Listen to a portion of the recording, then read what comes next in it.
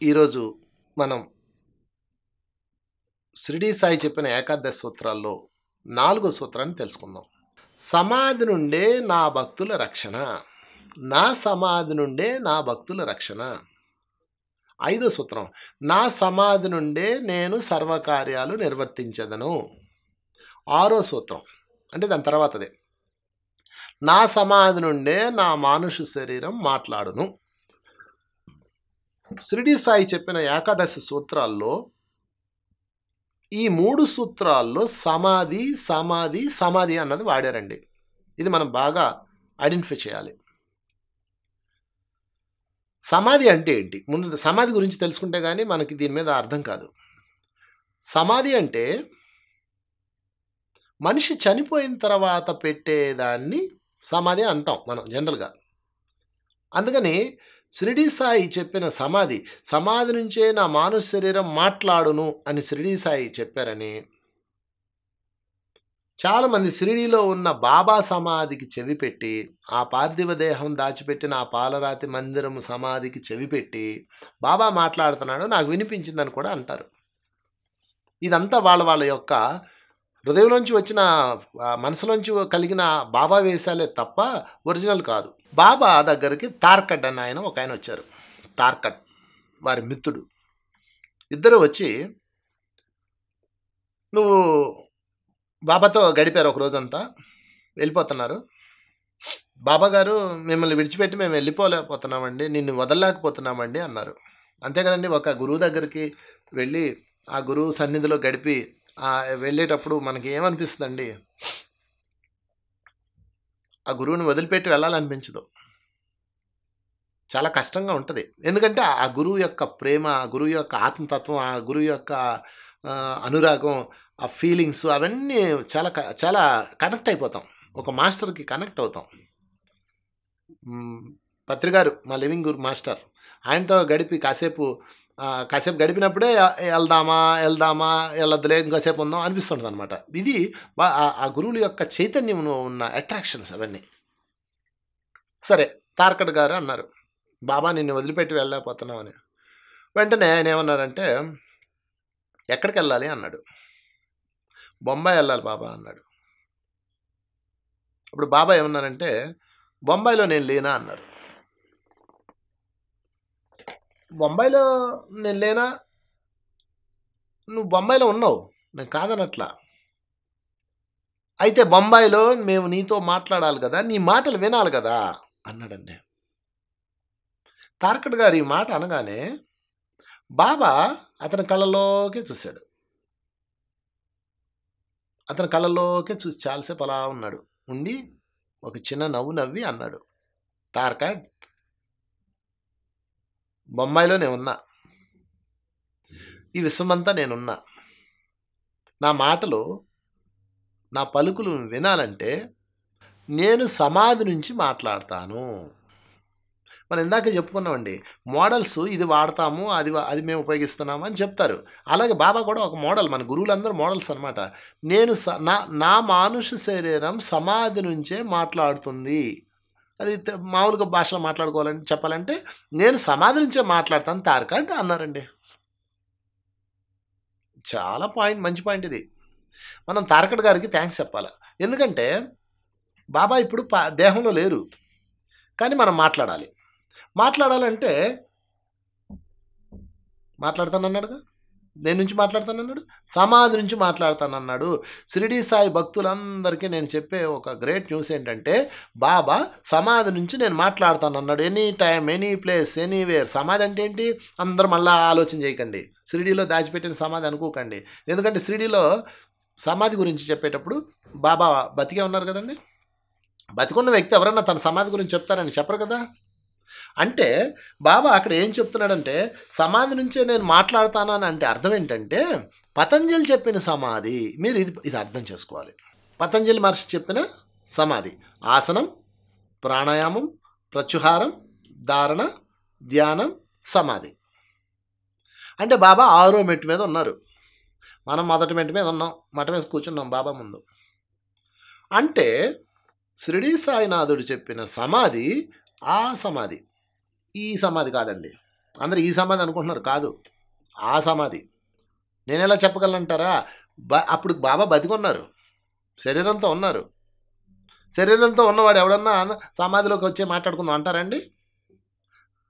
Next నేను ఇందాకే చెప్పాను, ఒక పరమయోగి మాట్లాడాడంటే ఆ పరమయోగి యొక్క పలుకులు చాలా లోతుగా నిగూఢంగా ఉంటాయండి. వాటిని మనం అర్థం చేసుకోవాలి. సో పతంజలి మహర్షి చెప్పిన సమాధి అంటే 6వ మెట్టు. అంటే బాబా ఇప్పుడు ఎక్కడ ఉన్నారండి? 6వ మెట్టు మీద ఉన్నారు. ఆసనం, కళ్ళు మూసుకో, కూర్చో. ఆసనము, ప్రాణాయామం, ప్రత్యాహారము, ధారణ, ధ్యానం, సమాధి. ఇక తిరగడాలు లేవు, నిద్ర లేదు, దారం లేదు, ధరించడాలు లేవు, శ్వాస లేదు, కూర్చోవటం లేదు. అంటే నువ్వు శూన్యమైపోతావు. అప్పుడు మాట్లాడతాడు బాబా. అప్పుడు వచ్చి నీతో మాట్లాడతాడండి. బాబాతో నేను మాట్లాడాలి అనుకునే వాళ్ళందరికీ ఇది బాబా ఫోన్ నెంబర్. ఏంటి బాబా ఫోన్ నెంబరు? మన ఫోన్ నెంబర్ అండి. మన నెట్వర్క్లన్నీ అచ్చో, రిలయన్సో, ఎయిర్టెల్లో, బిఎస్ఎన్ఎల్ నెట్వర్క్లో బాబా నెట్వర్క్ ఏంటండి? సమాధి. ఆ నెట్వర్క్ సమాధి. అందుకే ఏకాదశి సూత్రాల్లో సమాధి నుంచే మాట్లాడతానన్నాడు, సమాధి నుంచే భక్తుల రక్షణ అన్నాడు, సమాధి నుంచే నా సర్వకార్యాలు అన్నారు.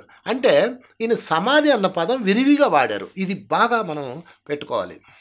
ఈ సమాధి అన్న పదాన్ని మనం అర్థం చేసుకుంటే దానికి ఒక పని చేయండి, ఆ సమాధికి ముందు సమాధి స్థితి అని పెట్టుకోండి. అప్పుడు మీకు మొత్తం క్లారిటీ వచ్చేస్తాయి. ఎందుకంటే సమాధి అనగానే మన మైండ్ అంతా చచ్చిపోయాక పెట్టే దాని మీద అతుక్కుపోయింది. అది కొంచెం బయటకు వచ్చి దానిలోంచి ఆలోచించండి. సమాధి స్థితి, సమాధి స్థితిలోనే మాట్లాడతాను, సమాధి స్థితి నుంచే సర్వకార్యాలు నిర్వర్తిస్తాను, సమాధి స్థితి నుంచే ఎవ్రీథింగ్. దాని గురించి చూద్దాం. ఇప్పుడు బాబా చెప్పిన ఏకాదశి సూత్రంలో 4వ సూత్రం, నా భక్తుల రక్షణ సమాధి నుంచే వెలువడును. దీని చాలా ముఖ్యమైన విషయం ఇది. ఒకసారి లేలే శాస్త్రి, నాన్న ఇద్దరు కలిసి పూణే వెళ్ళారు. బండి మీద వెళ్తున్నారు. బండి మీద వెళ్తుంటే ఆ బండికి యాక్సిడెంట్ జరిగింది, చెక్క బండి. యాక్సిడెంట్ జరిగి ఆ బండి దొల్లిపోయిందండి. దొల్లిపోయి మొక్కలు అయిపోయింది. ఆ బండి విరిగిపోయిన తీరు అదంతా చూస్తే అసలు ఆ మనుషులు బతకడం కష్టం. అంత దారుణమైన యాక్సిడెంట్ జరిగింది. నానాకి మరియు లేలే శాస్త్రి గారికి వీళ్ళు చనిపోయారు అని అనుకున్నారు ఆ బండి చక్రాల కింద ఉండి. కరెక్ట్గా అదే సమయంలో బాబా షిరిడీలో ఏం చేశాడంటే సడన్గా మామూలుగా ఇలా మాట్లాడుతూ ఉన్నాడండి. సడన్గా లేచి తన 2 చేతులు ఇలా శంఖంలా పెట్టేసి అలాగ వెళ్ళిపోయాడు, సమాధిలోకి వెళ్ళిపోయాడు. 2 చేతులు ఇలా పెట్టేసి ఊ అని ఊతున్నాడు. అని ఎందుకు ఇలా చేస్తున్నాడు? పిచ్చాడు ఏంటి? ఇలా ఉండట్టుండి ఇలా అరుస్తాడేంటి? అలా అనుకుంటున్నారు. అప్పుడు కాసేపు ఊదాక ఆయన ఏమన్నాడు తెలుసండి, ఈరోజు నానా లాలే శాస్త్రి చనిపోబోతున్నారు, కానీ వాళ్ళని నేను చావనిస్తానా ఏంటి అన్నాడండి. ఇది రికార్డు ఉంది. వాళ్ళని నేను చావనిస్తానా ఏంటి అంటే, ఒక గురువు, ఒక మాస్టరు తన మాస్టర్స్ తన వాళ్ళని రక్షించుకోవడం ఎంత అద్భుతంగా ఉంటుందో చూడండి. అంటే సమాధి నుంచే నా భక్తుల రక్షణ. పరమేశ్వరుడు మార్కండేయుడిని మృత్యువు నుంచి రక్షించాడని మనం ఒక కథ విన్నాం మార్కండేయ పురాణంలో. మార్కండేయుడికి మృత్యు తరుముకు వస్తుంది. మార్కండేయుడు ఏం చేశాడంటే పరమేశ్వరుడు దగ్గరికి వెళ్ళాడు. పరమేశ్వరుడు దగ్గరికి వెళ్ళగానే పరమేశ్వరుడు మృత్యువుని తరిమేశాడని మన కథలో ఉంటుంది. నిజానికి పరమేశ్వరుడు మృత్యువుని ఎందుకు తరిమేస్తాడు? అసలు మృత్యువుని పంపించిందే పరమేశ్వరుడు. ఆయన లైకారుడు. ఆ డిపార్ట్మెంట్ అంతటికి పరమేశ్వరుడు హెడ్. మరి ఆయన ఎలా తరిమేస్తాడు? డ్యూటీ చేసుకురమ్మని పంపింది ఆయన, ఎంప్లాయీని గెంటేస్తాడా? అంటే ఏంటి ఉంది అంటే మార్కండేయుడు సమాధిలోకి వెళ్ళి మృత్యుదేవతని ఆపాడు. ఎందుకంటే ఈ విశ్వనియమాల్లో ఒకటి ఉందండి. ఏంటి విశ్వనియమం అంటే, ఎవరైతే ధ్యానంలోకి వెళ్ళారో ఆ టైంలో వాళ్ళకి మృత్యు వచ్చిందనుకోండి, ఆ మృత్యు అక్కడ ఆగాల్సిందే. అంటే ధ్యానంలోకి వెళితే ధ్యానంలో ఉన్న వ్యక్తిని మృత్యు అంటుకోకూడదు. ఇది విశ్వనియమం. ఎప్పుడన్నా మీకు బాధ కలిగింది అనుకోండి, అంటే చచ్చిపోతామేమో అని భయం వేసి ఏదో అయిపోతానో అనిపిస్తే మీరు కళ్ళు మూసుకొని ధ్యానంలో కూర్చోండి. ధ్యానంలో ప్రాణం వదులుతాం అనుకోండి, కానీ మృత్యుదేవత రాదు. ఎందుకంటే ధ్యానంలో ఉన్నాడు, కదిలించకూడదని నియమం. మళ్ళీ దొంగ ధ్యానం అయితే కుదరదండి. కళ్ళు మూసుకొని వచ్చిందా వెళ్ళిందా అట్ట కాకుండా అది కుదరదు. సిన్సియర్గా సమాధిలోకి వెళ్ళిపోవాలి, సిన్సియర్గా. అప్పుడు మృత్యుదేవత ఆగుతుంది. నేను ఒకసారి చదివాను, పేపర్లో చదివానండి. ఒక నదిలో, పెన్నా నదిలో ఒక పడవ ప్రయాణం చేస్తుంది. పడవ ప్రయాణం చేస్తుంటే సడన్గా ఆ పడవ పెన్నా నది యొక్క ఉధృతికి ఆ పడవ దొల్లిపోయింది. ఆ పడవలో ఒక ఆమె ఉంది. ఆమె ఏం చేశారంటే, ఆమెకు ఎవరో ధ్యానం నేర్పించారు. ఈ పాయింటే చెప్పారు ఆమెకి, నువ్వు ఎప్పుడన్నా చనిపోతున్నావు అని భయం వేసినప్పుడు సరెండర్ అయిపో, ధ్యానంలో కూర్చో, ఏం జరిగితే అది యాక్సెప్ట్ చేయి అని ఎవరో చెప్పారంట. ఆ తర్వాత ఆమె చెప్పింది. వారు ఏం చేశారంటే కళ్ళు మూసుకొని ధ్యానంలో కూర్చుంది. ఇంకంతే. పడవ మునిగిపోయింది, పడవ దొల్లింది, ఆ పడవలో అందరూ కొట్టుకుపోయారు. ఆమె నీళ్ళల్లో అలా తేలుతూ తేలుతూ వెళ్ళింది. పతంజలి మహర్షి చెప్పిన ఆసనము, ప్రాణాయామం, ప్రత్యాహారం, ధారణ, ధ్యానం, సమాధి. అంటే మనం షిరిడీ సాయితో కనెక్ట్ అవ్వాలంటే మనము సమాధికి కనెక్ట్ అవ్వాలి. అంటే మనం సమాధిలోకి వెళ్ళాలి, సమాధి స్థితిలోకి వెళ్ళాలి. ఎందుకంటే హాదీరాం బావాజీ శ్రీ వెంకటేశ్వర స్వామితో పాచికలు ఆడారు. ఎక్కడి నుంచి ఆడారండి? సమాధిలో ఆడారు. అంటే మనకి కళలు వస్తుంటాయి. కళలు ఏ సమయంలో వస్తాయి మీకు? తెల్లవారుజామున మీరు సమాధి స్థితిలోకి వెళ్ళిపోతారు. అయితే భౌతికపరమైన కళలు వస్తాయి జనరల్గా. భౌతికపరమైన కళలు రాకుండా ఆధ్యాత్మికపరమైన కళలు రావాలి, పరమాత్ముడికి సంబంధించిన, మాస్టర్స్కి సంబంధించిన కళలు రావాలి అనుకుంటే మీరు సమాధి ద్వారా కళలకు కనెక్ట్ అవ్వాలి. అంటే సింపుల్, పడుకునే ముందు ధ్యానం చేసి తెల్లవారుజామున మెలకు రావాలని కోరుకొని పడుకోండి.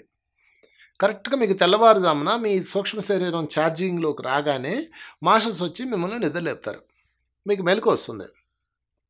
మెలకు రాగానే మీరు లేచి కూర్చొని ధ్యానం చేయండి. ఒక 10 నిమిషాలు ధ్యానం చేయండి. చేసి మీరు ఏం అడగాలనుకుంటున్నారు, ఏం కోరుకుంటున్నారు మాస్టర్స్ నుంచి లేదా బాబా నుంచి ఏం అడగాలనుకుంటున్నారో అది అడగండి. లేదా మీకు ఏదైనా సమస్య ఉంటే, నాకు ఎందుకు ఈ సమస్య వచ్చింది, దాన్ని ఎలా దాటాలో తెలియజెప్పండి అని కోరుకోండి. 10 నిమిషాలు ధ్యానము, సంకల్పము, మరలా 10 నిమిషాలు ధ్యానం, తర్వాత నిద్రపోండి. ఎటువంటి అవాంతరాలు లేకుండా నిద్రపోండి. అప్పుడు మీకు ఆ నిద్రలో సమాధి స్థితి సంప్రాప్తిస్తుంది. సో ఎప్పుడైతే మీకు సమాధి స్థితి అక్కడ సంప్రాప్తించిందో అప్పుడు మీరు పైలోక వాసులతో కలవడానికి అవకాశం ఏర్పడుతుంది. ఎందుకంటే ఒక సమాధి స్థితిలోకి వెళ్ళినప్పుడే సమాధి స్థితిలో ఉన్న మాస్టర్స్తో కనెక్ట్ అవ్వగలం. ఒక సమాధిలో ఉన్నవాడు అర్థం కావాలని మనం సమాధిలోకి వెళ్ళాలి. వాళ్ళు 6వ మెట్లో ఉన్నప్పుడు మనం 6వ మెట్టుకి వెళ్ళాలి. 6వ మెట్టుకి వెళ్ళడం చాలా సులువండి. ధ్యానం చేస్తూ మీరు అందులోకి వెళ్ళాలి. సో షిరిడీ సాయి చెప్పిన నా భక్తుల రక్షణ సమాధి నుండే వెలువడును, నా భక్తుల రక్షణ సమాధి నుంచే వస్తుంది. అంటే నా భక్తుల్ని నేను సమాధి నుంచి రక్షిస్తాను. మీకు ఇందాకే మనం తెలుసుకున్నాం, లేలే శాస్త్రి నాన్నగారు యాక్సిడెంట్ అయినప్పుడు బాబా వారిని సమాధి నుంచి కాపాడారు. అంటే బాబా ఏమో షిరిడీలో ఉన్నారు, వాళ్ళేమో ఎక్కడో బొంబాయికి దగ్గరలో ఒక గ్రామంలో ఉన్నారు. అక్కడ యాక్సిడెంట్ అయినప్పుడు వీళ్ళు ఎలా కాపాడబడ్డారు? అప్పుడు బాబా వారిని సంరక్షించాడు, తన కార్యాన్ని సమాధి నుంచి రక్షించాడు. ఇది మనం అండర్లైన్ చేసుకోవాల్సిందే. అదేవిధంగా మార్కండేయుడు తన ప్రాణాన్ని ఎలా రక్షించుకున్నాడు? సమాధి నుంచే రక్షించుకున్నాడు. అదేవిధంగా నేను ఇందాక ఒక ఎక్స్పీరియన్స్ చెప్పాను. ఒక ఆమె పడవలో వెళ్తుంటే పడవకి యాక్సిడెంట్ అయింది.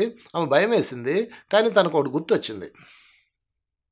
ఎప్పుడన్నా సరే భయపడితే మీరు సరెండర్ అయిపోండి మృత్యుకి. కళ్ళు 2 మూసుకుంది, ధ్యానంలో కూర్చుంది. అలా ధ్యానంలోకి వెళ్ళిపోయింది. ఆ ధ్యానంలోకి వెళ్ళిపోయిన తర్వాత మళ్ళా 1 గంట తర్వాత ఎవరో తన తట్టి లేపితే మెలకు వచ్చింది. ఏం జరిగిందంటే ఆ పడవ మునిగిపోయింది, అందులో వాళ్ళందరూ నదిపాలయ్యారు, కొంతమంది ఎట్లో ఒడ్డునికి వెళ్ళారు, కొంతమంది చనిపోయారు. ఈమె మాత్రం నీళ్ళలో అలా తేలుకుంటూ వెళ్తుంది. తను ఏమైనా సరే నేను కళ్ళు తెరవను అని నిశ్చలంగా కూర్చుంది. తర్వాత కాసేపటికి ఎవరో అమ్మాయిలే అంటే అప్పుడు కళ్ళు తెరిచింది. కళ్ళు తెరిచినప్పుడు ఎక్కడుంది? ఒడ్డునుంది. వాళ్ళు ఏం చెప్పారు? ఎవరో ఒక అమ్మాయి ఇలా నీళ్ళల్లో కూర్చుంది, వెళ్ళిపోతూ ఉంది, ఇలా నీళ్ళలో తేలిపోతూ ఉంది, మేము దాన్ని చూసి మిమ్మల్ని లేపామమ్మా అని చెప్పేసి వాళ్ళు అన్నారు. నేను బయటికి ఈడ్చుకొచ్చామన్నారు. అంటే అమ్మాయి ఎలా బతికింది? ఇప్పటికీ అందరికీ ఆశ్చర్యమే. సింపుల్. ఎలాగంటే ఆమె సమాధిలోకి వెళ్ళిపోయింది. ఎప్పుడైనా సరే మనల్ని రక్షించేది ఒకటి సమాధి. అది నిశ్చలమైన ప్లేస్. ఎందుకంటే మృత్యుదేవత సమాధిలో ఉన్న వాళ్ళని తీసుకెళ్ళకూడదు. అది విశ్వనియమం. కనుక సమాధి నుంచే నా భక్తుల రక్షణ అని బాబా అన్నారంటే, మనం సమాధి నుంచి బాబా రక్షణ అందుకోవాలంటే మనం కూడా ఎప్పుడు సమాధి స్థితిని కనెక్ట్ అయి ఉండాలి. ఇది మొదటి పాయింట్. ఇక రెండో పాయింట్, సమాధి స్థితికి రాకుండా నువ్వు ఏం చేసినా ఉపయోగం లేదు. మార్కండేయుడు సమాధి స్థితికి వెళ్ళి మృత్యు నుంచి రక్షించుకున్నాడు. అక్కడ శివుడిని పాత్రధారిగా భావించాడు. శివుడు పరమాత్ముడు.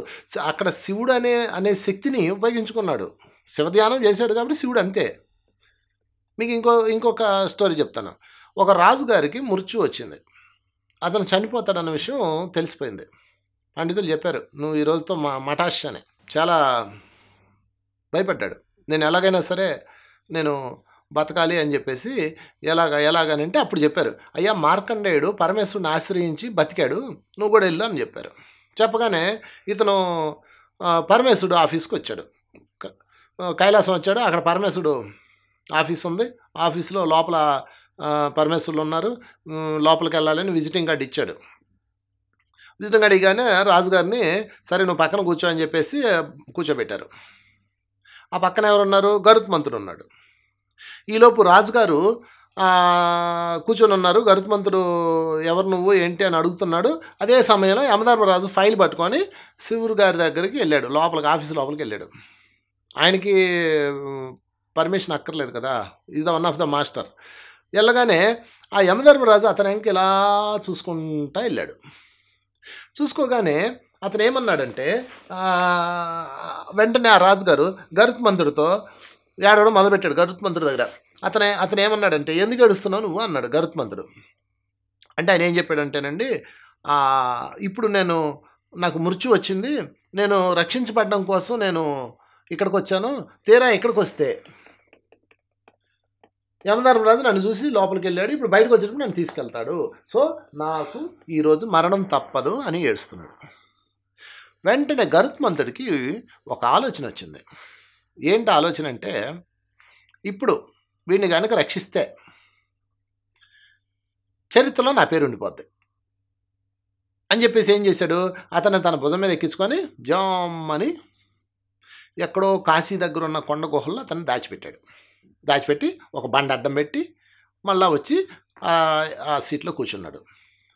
లోపల నుంచి యమధర్మరాజు పరమేశ్వరుడి నుంచి పని చూసుకొని సంతకాలు తీసుకొని బయటకు వచ్చాడు. బయటకు వచ్చి అక్కడ చూశాడు. అక్కడ చూస్తే సీటు ఖాళీగా ఉంది. ఆ పక్కనే ఉన్న గరుత్మంతుడిని అడిగాడు, ఎందుకు ఖాళీ సీట్, ఇక్కడ ఉండాల్సిన ఒక అతను ఏమయ్యాడు అని అడిగాడు. గరుత్మంతుడిని అడిగాడు, ఇక్కడ ఉండాల్సిన ఒక అతను ఉండాలి కదా, ఏడి అని అడిగాడు. నేను చెప్పను అతను ఎక్కడున్నాడో నీకు అన్నాడు. కొంపదీసి అతను కానీ తీసుకెళ్ళి కాశీ నది ఒడ్డున ఉన్న కొండగుహలో కానీ దాచావా అన్నాడు. గరుత్మంతుడు అంటనే నీకెలా తెలుసండి, ఆ విషయం మీకెలా తెలుసు స్వామి అన్నాడు. ఎలా తెలుసు అంటే, ఇందాక నేను ఫైల్ పట్టుకుని లోపలికి వెళ్ళేటప్పుడు అతను నా ఫైల్లో ఉంది, ఈరోజు ఈ రాజు కాశీ నది ఒడ్డున ఉన్న కొండ గుహలో నది పొంగి కొండ గుహలోకి నీళ్ళెళ్ళి ఆ లోపల ఉన్న ఈ రాజు బయటికి రావడానికి అవకాశం లేకుండా చచ్చిపోతాడు అని నా ఫైల్లో ఉంది. కానీ ఇతనేమో ఇక్కడ ఉన్నాడు. కాశీ నది ఒడ్డున కొండ గుహలో ఉండాల్సిన వాడు ఇక్కడ ఎందుకు ఉన్నాడా ఏమో, ఈ శివయ్య ఏం చేస్తాడో తెలియదు అనుకుని నేను లోపలికి వెళ్ళా. నేను బయటకు వచ్చే తల్లికి నువ్వు చక్కగా నా పని చేసి పెట్టావు అన్నాడండి. మృత్యు తప్పించుకోగలిగాడా ఆయన? ఇలాగా మృత్యుని తప్పించుకోలేని వాళ్ళు చరిత్రలో ఎంతోమంది ఉన్నారు. ఒకసారి వేదవ్యాసుల తాతగారికి పలానా రోజు మృత్యు అని తెలిసిపోయింది. వెంటనే తన మనవడైన వేదవ్యాసుడి దగ్గరికి వచ్చాడు. నాయన నాకు ఈరోజు మృత్యు అంట, నువ్వే ఏదో చేయాలి, నేను ఇంకా కొంతకాలం బతకాలి అన్నారు. తాతగారండి, మరణం అనివార్యమైనది, శాశ్వతం కాదు కదా శరీరము, మనం ఏ రోజుకైనా చనిపోవాల్సిందే కదా, మీరు ఏంటి ఇలా మాట్లాడతారు, మీరంతా తెలిసిన వాళ్ళు అంటే, ఇదిగో ఇలాంటి క్లాసులు నాకు చెప్పుకో, నీ స్టూడెంట్స్కి చెప్పుకో, నీ పిల్లకాయలకు చెప్పుకో, నాకు చెప్పుకో, నేను బతకాలి అంతే, దానికి ఏ నివారణ ఉపాయం చెప్తా చెప్పు అన్నాడు. చూసారండి, వేదవ్యాసులు వారు మహా జ్ఞానాన్ని చెప్పారు మనకి. భగవద్గీతలో మొత్తం సబ్జెక్ట్ అంతా ఆయన ఇచ్చారు. కానీ ఆయన తాతగారికి మాత్రం భయం ఉంది. వెంటనే ఆయన ఏం చేశారు, సరే నా చేతిలో ఏం లేదు, మిమ్మల్ని యమధర్మరాజు దగ్గర తీసుకెళ్తారండి అని ఆయన దగ్గర తీసుకెళ్లారు. ఎవరిని? వేదవ్యాసుల వారు వారి తాతగారిని యమధర్మరాజు దగ్గరికి వెళ్ళారు. యమధర్మరాజు గారు ఏమన్నారంటే, బాబు ఈ డెత్ సెక్షన్ నాది కాదు, నేను అడ్మినిస్ట్రేషన్ సెక్షన్, ఈ డెత్లు ఈ ప్రాణాలు పీకడాలు అంతా మేడం గారిది. ఎవరా మేడము? మృత్యుదేవత గారిది. కనుక ఆమె దగ్గర పదం పాండి అని చెప్పేసి ఈ ముగ్గురు మృత్యుదేవత ఇంటికి వెళ్ళారు. మృత్యుదేవత మేడం గారు ఇంటికి వెళ్ళారు. ఇంటికి రాగానే ఎవరెవరు? వేదవ్యాసులు గారు, యమధర్మరాజులు గారు, వారి తాతగారు, ఈ ముగ్గురు వెళ్ళారు. ఎవరింటికి? మృత్యుదేవత ఇంటికి వెళ్ళారు. వెళ్ళగానే ఆమె వాళ్ళందరికీ వెల్కమ్ చెప్పింది. కూర్చోండి, మహానుభావులు మా ఇంటికి వచ్చారు ఈరోజు, ఎంత శుభదినం అని చెప్పేసి ముగ్గురికి టీ ఇచ్చింది, తాగారు. వచ్చిన పని ఏంటో చెప్పండి అంది. అమ్మ, ఈయన ముచ్చు దగ్గరకు వస్తుందంట, మరి దీని కథ ఏంటి, ఆయన ముచ్చు తప్పించుకోవాలంటే ఏం చేయాలి అని చెప్పేసి అడిగారు. ఒక్క నిమిషం ఉండండి, ఫైల్ చూసి చెప్తానని చెప్పేసి ఆమె వెంటనే తన ట్యాప్ తీసి చెక్ చెక్ చెక్ చెక్ చేసి నవ్వింది. నవ్వేమని తెలుసా అండి? మీరు ఇంకా బయలుదేరచ్చండి, ఆయన వదిలేసి అంది. అదేంటి అన్నారు. అంటేనండి, ఈయన మరణం ఎప్పుడు పొందాలంటే, వేదవ్యాసుల వారు తాతగారు శరీరం ఎప్పుడు వదిలిపెట్టాలంటే, వేదవ్యాసుల వారు యమధర్మరాజు నా సమక్షంలో ఉన్నప్పుడు మాత్రమే నేను శరీరం విడిచిపెడతానని నేను రాసుకున్నాడు. ఈ వేదవ్యాసుడిని యమధర్మరాజుని ఎక్కడ తేవాలరా బాబు అని నేను చాలా రోజుల నుంచి ఆలోచిస్తున్నా. తీరా చూస్తే మీ ఇద్దరు తీసుకొచ్చారండి, మీకు వేల వేల వందనాలు. ఆ పెద్ద ఆయన ఇక్కడ వదిలేసి మీరు ఇంటికి బయలుదేరండి అన్న, మొహమాటం లేకుండా. చూసారా? కనుక తప్పించుకోవడానికి అవకాశం లేనిది మృత్యువు. మృత్యువే కాదు, ఏదైనా సరే జీవితంలో ఏదైనా తప్పించుకోవడానికి ఛాన్స్ లేదండి. మరి తప్పించుకోవడానికి ఛాన్స్ లేదు, కానీ తప్పుకోవడానికి ఛాన్స్ ఉంది. తప్పించడానికి ఛాన్స్ లేదు, ఓకే అండి, కానీ తప్పుకోవడానికి ఛాన్స్ ఉంది. ఇదే భగవద్గీతలో కృష్ణుడు చెప్తాడు, అర్జున, కర్మ అనేది వింటి నుంచి వదిలిన బాణం వంటిది, దానిని ఎవరూ తప్పించలేరు, కానీ తప్పించుకోవచ్చును. ఎంత ధర్మ సూక్ష్మం ఉందో చూడండి ఇక్కడ. తప్పించలేరు. విలుకాడు ఉన్నాడు, బాణం వేశాడు, బాణం దూసుకొని వెళ్తూ ఉంది. అతను అనుకున్నాడు ఇది ఆపేద్దాం, వాళ్ళకి బాణం వేయొద్దు అని అనుకున్నాడు. ఎప్పుడు? రిలీజ్ చేశాక. ఆగుతుందండి? ఆగదు కదా. అందుకని తప్పించడానికి ఏమాత్రం అవకాశం లేదు, కానీ తప్పించుకోవచ్చును. ఎలా తప్పించుకోవచ్చు? బాణం మన వైపు దూసుకొస్తుందన్న విషయం మనం గమనించి ఎరుకుతో ఉంటే పక్కకు తప్పుకుంటే బాణం తప్పించుకోవచ్చు. ఇది కర్మ సిద్ధాంతాన్ని మనం అర్థం చేసుకోవాల్సిన కోణం. అంటే ఆ బాణం వస్తుందన్న విషయం ఎలా తెలుస్తుంది మనకి? మన దృష్టి అంతా బయట ఉంది, లోపల ఉండాలి. ఎప్పుడైతే మన దృష్టి లోపలికి వెళ్ళిందో అప్పుడు మనకు అర్థమవుద్ది, నా వైపు బాణం వస్తుంది, నేను దానికి రెడీగా ఉండాలని. నాకు తెలిసి ఎంతోమంది ధ్యానులు మీరు చనిపోతున్నారని మెసేజ్లు వస్తే వాళ్ళు ధ్యానంలో కూర్చొని ఆ మృత్యువుని తప్పించుకున్న సంఘటనలు నా దగ్గర కోకొల్లలో ఉన్నాయి. ఎన్నో అనుభవాలు ఉన్నాయి నా దగ్గర. అందులో మార్కండేయుడిది ఒకటి. అదే షిరిడీ సాయి చెప్పిన సమాధి నుండే సర్వకార్యాలు నిర్వర్తించేదను, సమాధి నుండే నా మనుష్య శరీరం మాట్లాడను, సమాధి నుండే నా భక్తుల రక్షణ. హలో ఫ్రెండ్స్, పిఎంసి ఆన్లైన్ని సబ్స్క్రైబ్ చేసుకోండి. సరికొత్త అప్డేట్స్ కోసం బెల్ బటన్ని నొక్కండి.